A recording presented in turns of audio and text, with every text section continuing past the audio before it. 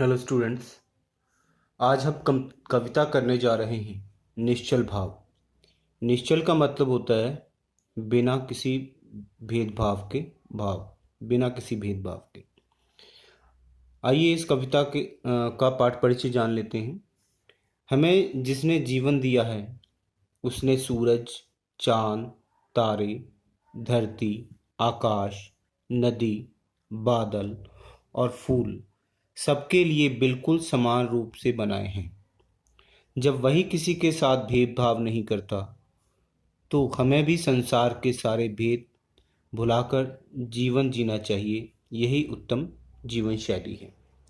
इस कविता में भगवान ने और भगवान ने प्रकृति के माध्यम से यह बताने की कोशिश की गई है कि जब उसके बनाए हुए पदार्थ किसी में भेदभाव नहीं करते तो मनुष्य को भी किसी के साथ भेदभाव नहीं करना चाहिए। आइए देखते हैं इस कविता के बारे में। इसमें मेरे शब्द परमात्मा के लिए या प्रकृति के लिए प्रयोग किया गया है। यहाँ पर प्रकृति कहती है, मेरे अंदर एक सूरज है जिसकी सुनहरी धूप देर तक मंदिर पर ठहरकर मस्जिद पे पसर जाती है। शाम ढले गुरुद्वारे की दीवार को छूती हुई गिरजाघर की चोटी को चूमकर छूमंतर हो जाती है। यहाँ पर प्रकृति कहती है, परमात्मा कहता है कि उसके अंदर एक सूरज है। इस ब्रह्मांड में जो परमात्मा ने बनाया है उसमें एक सूरज है जिसकी सुनहरी धूप देर मंदिर तक ठहर कर, कहने का मतलब है मंदिर पर भी जाती है, मस्जिद पर भी जाती है, गुरुद्वारे पर भी जाती है और गिरजाघर पर भी जाती है। वो किसी में भेदभाव नहीं करती। तो जब सूरज ही परमात्मा की बनाई हुई वस्तु ही किसी में भेदभाव नहीं करती तो मनुष्य को भी किसी के साथ भेदभाव नहीं करना चाहिए। आगे कहते हैं, मेरे अंदर एक चांद है जिसकी रुपहली चांदनी में मस्जिद, मंदिर, गिरजाघर और गुरुद्वारे धरती पर एक हो जाती हैं। उनकी सद्भावना पूर्व परछाइयाँ देती हैं प्रेम की दुहाइयाँ। यहाँ पर इस पैरे में कहने का मतलब ये है कि प्रकृति के अंदर एक जो चांद है उसकी जो चांदनी है वो सब जगह जाती है, मंदिर पर भी जाती है, मस्जिद पर भी जाती है, गुरुद्वारे पर भी जाती है।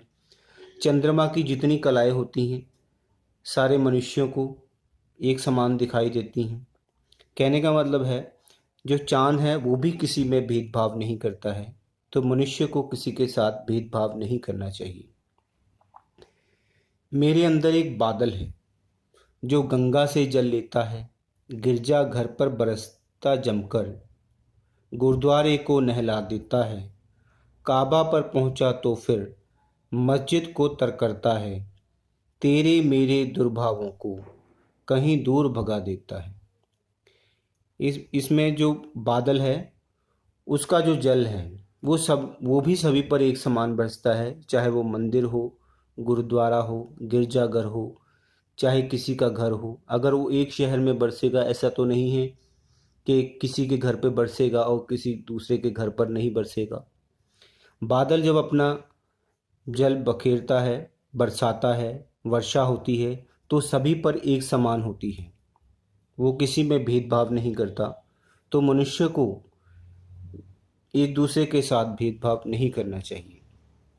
मेरे अंदर एक झोंका है। झोंका किसका होता है?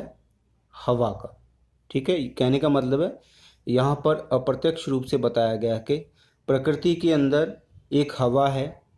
मेरे अंदर एक झोंका है, भिड़ता कहीं वह आंधी से, तूफानों से लड़ता है, गुरुद्वारे और गिरजाघर से लिपटकर वह फिर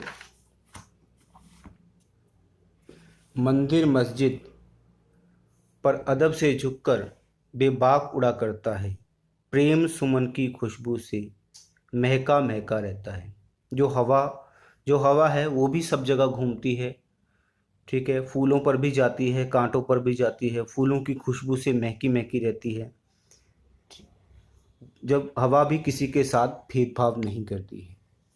मेरे अंदर एक धरती है, मंदिर की गोदी लेकर मस्जिद की कौली भरती है। कौली का मतलब है गोद लेना। कभी प्यार से गिरजाघर को दुलारती, कभी गुरुद्वारे को थपकी देती है। ममता का आंचल ढककर सबको दुआ देती है।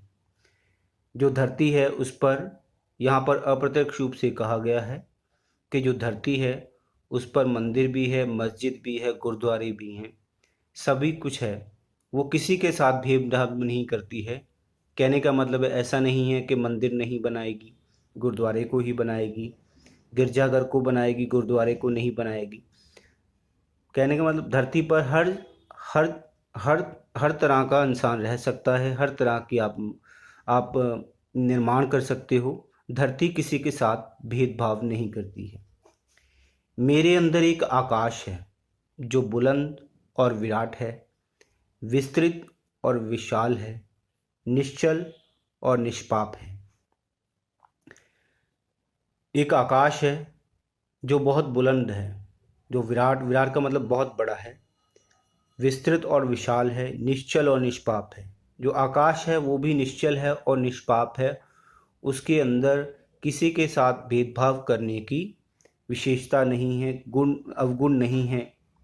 मंदिर, मस्जिद, गिरजाघर और गुरुद्वारे से उड़ती जो एक आवाज़ है उसमें जाकर मिल जाती है, करती उसका विस्तार है।